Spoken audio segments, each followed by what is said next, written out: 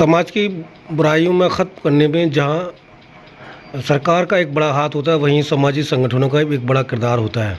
क्योंकि सामाजिक संगठन अपने अपने स्तर पर समाज की बुराइयों का दूर करने का काम करते हैं। इस वक्त हमारे साथ हैं अल जमात शेख मसूदी संगठन के राष्ट्रीय अध्यक्ष डॉक्टर नफीस साहब, जिनसे हम जानेंगे कि समाज में किस तरह की बुराई होती हैं, उनको रोकने में किस तरह का समाजी लोगों का किरदार होता है, किस तरह से वो सामाजिक बुराइयां दूर करते हैं।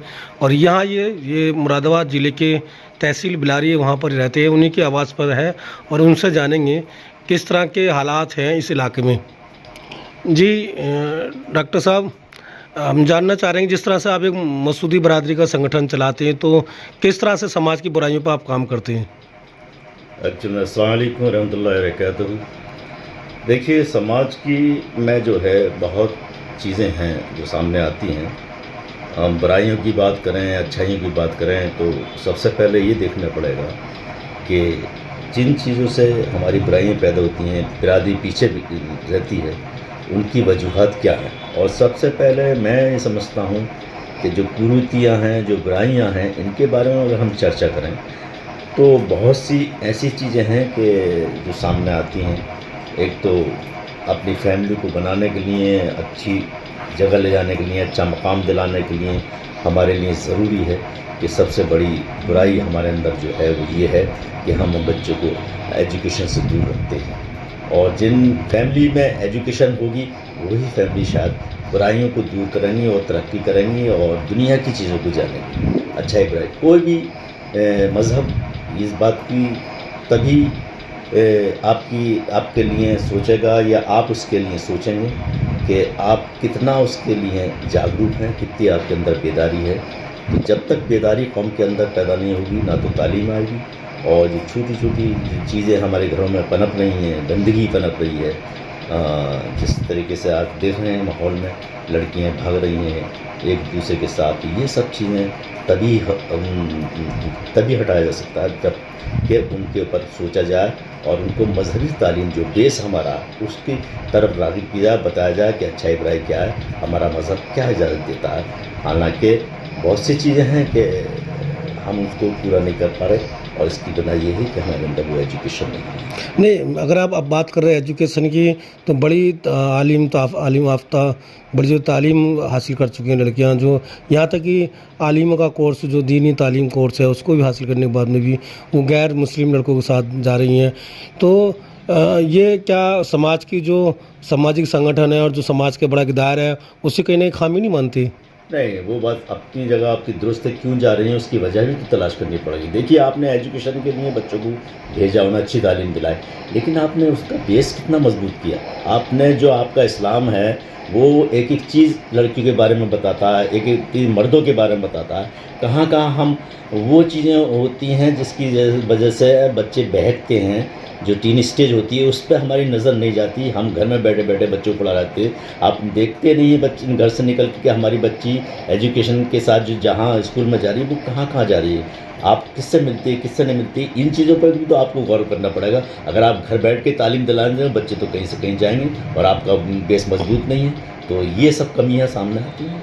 अच्छा, इसमें एक कमी यह नहीं मानते कि जो बड़ी तालीम बच्चे हासिल करते हैं उसमें लड़कियां और लड़के दोनों हैं, उनकी जो शादियां वो 30 प्लस के बाद में होती हैं और अच्छा देखने के ललक में जो है वो एज जाती है और उस बीच में कई बार ऐसे कदम आ जाते हैं कि जो समाज के लिए बड़े घातक बनते हैं। क्या मानते हैं? बिल्कुल दुरुस्त बात है ये कि बहुत एजुकेशन के चक्कर में उम्र काफ़ी हो जाती है, जिसकी वजह से उनके सामने ये परेशानियाँ आती हैं। फिर रिश्ते होने में परेशानी ख़ास तौर से हमारी बिरादरी में होते हैं, ऐसा नहीं है। और बिरादरी में आप पठानों में देखेंगे 35 साल की उम्र में भी शादी होती है, 36 38 लेकिन हमारी बिरादरी में ख़ास तौर से ये परेशानी आ रही है कि अगर लड़की की उम्र 30 साल की होगी तो उसको रिश्ते मिलने मुमकिन नहीं होते हैं, परेशानी पड़ती है कि उसको वो एजुकेशन की वजह से। लेकिन हमारी कोशिश ये रहनी चाहिए कि अगर हमारे बच्चे ने ग्रेजुएशन पोस्ट ग्रेजुएशन कर लिया है तो उसके बाद हमें सोचना चाहिए कि हम शादी करें, उसके बाद एजुकेशन उनकी जारी रहे, उनके हस्बैंड वगैरह करें, उनकी जिम्मेदारी।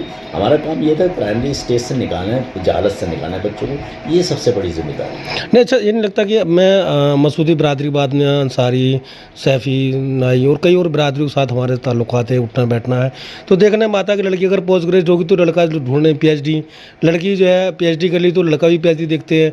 इस हालात में लड़कियों को कई बार मैच मिलता है तो एजुकेशन नहीं मिलती। कई बार जो है जो जिस तरह से लड़की वाले अमीर लोग हैं वैसे लड़का अमीर नहीं मिलता, वो भी रिश्ते में जो दिक्कत होती है और उस तरह से उम्र निकलती जाती है और उस पर कई ऐसी घटनाएं घट जाती हैं जो समाज के लिए नहीं होनी चाहिए।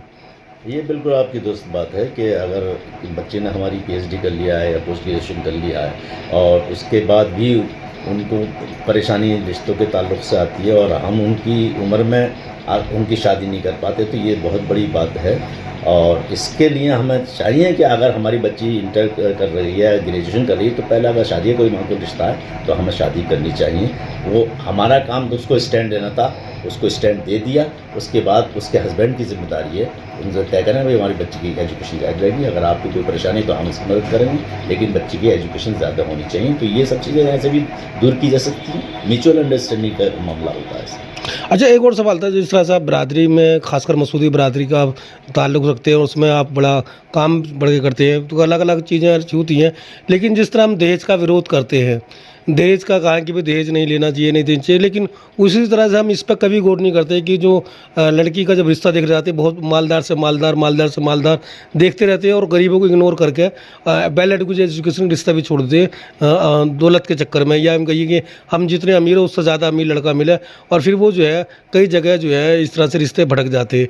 तो क्या इस पर भी काम नहीं करना चाहिए कि जिस तरह से हम दहेज के विरोधी है, इस तरह इस पर भी कुछ अंकुश लगना चाहिए? बहुत अच्छी बात है, बहुत अच्छा पॉइंट है, इस पर हमारी नज़र जानी चाहिए। और ज़रूरी नहीं है कि हम बच्चों को बहुत ज़्यादा तालीम की तरफ ही लेके जाएं, लेकिन उससे पहले भी अगर माकूल रिश्ता है तो देखना चाहिए। और अगर हमारी बच्ची ने पोस्ट ग्रेजुएशन कर लिया है या पीएचडी कर लिया है तो हमें चाहिए कि अगर कोई माकूल रिश्ता हाथ में आ रहा है, उसके कारोबार से फिट है बच्चा और एजुकेशन कम है, तो हमें रिश्ते कर देने चाहिए। अगर हम यही देखते रहेंगे कि आप हमारी, जैसे कि आप जानते हैं कि बिरादरी में एजुकेशन नहीं है, लड़कियों में ख़ास तौर से नहीं। अब लड़के ने पोस्ट ग्रेजुएशन कर दिया तो अब लड़का जो है क्या कर रहा है, वो दूसरी बिरादरी में जा रहा है। नहीं, पहले अपनी बिरादरी को तरजीह देनी चाहिए। हालांकि मैं बिरादरी का क़ायल नहीं हूँ, लेकिन ये हमारी जिम्मेदारी है कि हमें अपनी बिरादरी को भी लेके चलना है, क्योंकि ये बिरादरी सबसे ज़्यादा गरीब बिरादरी, सबसे ज़्यादा परेशान हाल बिरादरी, इसको परेशानी से निकलना। हम एजुकेशन हासिल करने के बाद दूसरी बिरादरी में जाते हैं, ये भी हमारी नज़रिया बिल्कुल गलत है, मैं इससे इत्तेफाक नहीं करता। लेकिन रिश्ते के मामले में ये देखना चाहिए कि अगर हमारी बच्ची ने ज़्यादा एजुकेशन कर लिया और कोई गरीब बच्चा आया और वो इस लायक है, उसमें अंदर कोई ऐसी बदचलनी नहीं है, तो हमें चाहिए कि उसको इससे रिश्ता करके हमें बच्चे की शादी टाइम से करें। जी, तो मैं अभी बात चली थी बुराई की, इस तरह से और कई बुराइयाँ हैं जिस तरह से हम खुद पढ़ गए लिख गए, लेकिन बच्चों को रोज़गार नहीं है। रोज़गार एक बड़ी दिक्कत है, क्योंकि सरकारी रोज़गार नहीं है। उसके बाद में हमारी बिरादरी पहले से फाइनेंशियली कमज़ोर है। इस तरह से कोई संगठन उनको रोज़गार देने की बात करे, कुछ हॉस्पिटल बना के, स्कूल बना के, या कुछ ऐसे कारोबार करके जिससे जो बच्चे नौजवान पढ़ कर आ रहे हैं उन्हें कहीं ना कहीं रोज़गार मिले, तो शायद एजुकेशन स्तर और बढ़े।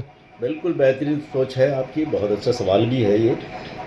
हमारी जिम्मेदारी है कि देखिए हम जो भी तंजीम बना रहे हैं, उन बच्चों के रोज़गार ज़रूर देखें जो बहुत गरीबी रेखा से निकल के आते हैं बच्चों, उनके बारे में सोचें, उनके गार्जियंस के बारे में, उनकी फैमिली के बारे में सोचें, उनको रोज़गार दिलाने की बात करें। अगर हम सब देखिए, कोई भी काम करने के लिए फाइनेंस का मसला होता है। फाइनेंस हमारे पास गरीबी की वजह नहीं है हमारी बिरादरी, तो उसमें कुछ लोग ऐसे मिल जुल के काम करें अपनी सतह की इलाके की तरफ से कि कुछ लोग खड़े हों और उसके लिए कोशिश करें कि उन बच्चों को शुरू से लेके चलें। अगर वो छोटे बच्चे हैं और जिन्हें हाई स्कूल या इंटर कर लिया है, तो हमारी जिम्मेदारी कि उनके माँ बाप से मिलें, उन्हें कहें कि आप इन बच्चों को चाहे आप टेलरिंग में डालें, चाहे मशीनरी के किसी काम में डालें, मोटरसाइकिल के अच्छे वर्कशॉप में डालें, गाड़ियों के एसी वगैरह के चल, तो ऐसे बहुत से कारोबार से उनको लगाने की कोशिश करें ताकि उनको कारोबार आगे चल के मिल सके। ऐसे हमारे बिलारी में बहुत से बच्चे हैं जो बैंड की लाइन को तर्क करके ऐसे काम कर रहे हैं, और हम पूरी कोशिश करते हैं उनके लिए कि हम उन्हें बताते हैं, समझाते हैं कि नहीं भाई अपने बच्चों को इस तरीके से आप डील कीजिए, उनको कोई ना कोई कारोबार से लगाइए। जितनी हमसे मदद, अगर कोई बहुत ज़्यादा गरीब है तो हम भी करेंगे, तो ऐसा भी हम लोग कर रहे हैं। लेकिन हमारी तंजीमों को ये सब सोचना चाहिए कि इस काम मामले में आगे हाथ बढ़ाएं और बच्चों को कारोबार के से लगाने की कोशिश करें, गरीब बच्चों को। अच्छा, हमने देखा गया कि समाज का एक और है, जैसे कि किसी ने डी फार्मा कर लिया, अब मेडिकल स्टोर खोलने के बजाय वो मेडिकल पे नौकरी कर रहा है। किसी ने डीएमएलटी बीएमएलटी के लिए लैब खोलने के बजाय वो लैब पे नौकरी कर रहा है, क्योंकि उसके पास ऐसा इतना फाइनेंस नहीं कि अपनी लैब खोल सके, अपना मेडिकल स्टोर खोल सके। इस तरह से और कई पॉलिटेक्निक कोर्स हैं, कई और टेक्निकल कोर्स हैं, वो कोर्स करने के बाद में कहीं ना कहीं नौकरी करते हैं, क्योंकि उनके पास उस तरह का बिजनेस करने के लिए अमाउंट नहीं होता। तो क्या ये आपका जो संगठन है इस पे भी कुछ करने की तैयारी में है? बिल्कुल, मैं समझता हूँ सारे संगठन को मिलकर एक ऐसी स्कीम चलानी चाहिए जिसमें हम उन बच्चों को जो ये सब टेक्निकल लाइन लेके आए हैं, या पैथोलॉजी की या कोई और जैसे डी फार्मा वगैरह ये लेके आना, उन पर पैसे की अभाव है, कमी है, तो हमारी जिम्मेदारी होनी चाहिए ऐसे बच्चों को लिए एक तंजीम, एक सतही तौर पर बनाएं और उनकी मदद करें और उनको कारोबार से लगाएं। ये हमारी सबकी जिम्मेदारी है। ये नहीं खाली बातें बनाने के लिए आपने तंजीमें बना ली हैं और काम करने के लिए आप बिल्कुल ज़ीरो हैं, निल हैं। ये बड़ी अफसोसनाक बात है। बहुत बहुत शुक्रिया।